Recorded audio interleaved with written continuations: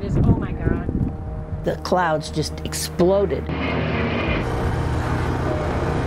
And I started crying.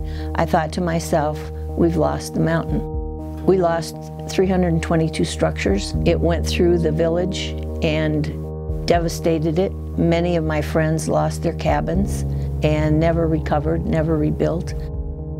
The forest can't get much denser than it is right now. So what we'll see is within the next 40 to 60 years, every acre that can burn by crown fire will have burnt by crown fire.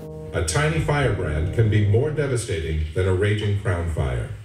But that doesn't mean that homeowners are helpless. If we consider a house as fuel and reduce the flammability of materials on and near it, we can protect against firebrands igniting our home.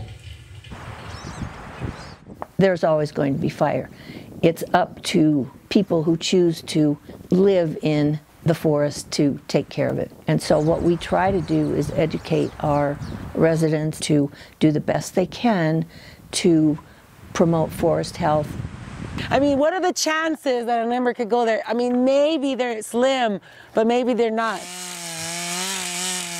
When we first started reaching out to people to become neighborhood captains, I would hear, it's not going to do me any good to do this because the Forest Service isn't doing their part or my neighbor isn't doing their part. So we're trying to change the mindset to say, if I do my part, one, I'm improving my chances of surviving, and then we're thinking that's going to bring encouragement and some peer pressure to their neighbors.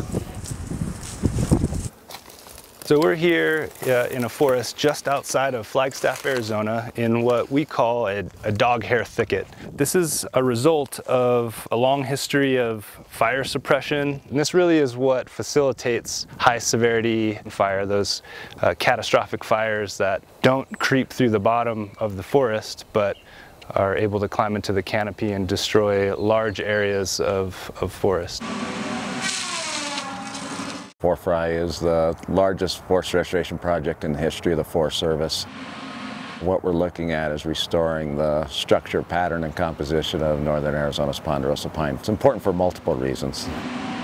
First, we've had some pretty large fires. We want to get those fires to where they act like they used to historically on the ground rather than in the canopy. So in order to do that, we need to thin some trees. Second is actually economics and to actually get jobs back into those rural communities.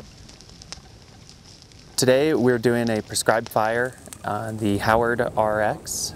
Our main objective is to reduce the risk of wildfire to the neighborhood of Mountain Air. This is for ecosystem restoration and reducing the risk of catastrophic wildfire. We should be a frequent fire, low intensity forest, burning on the ground.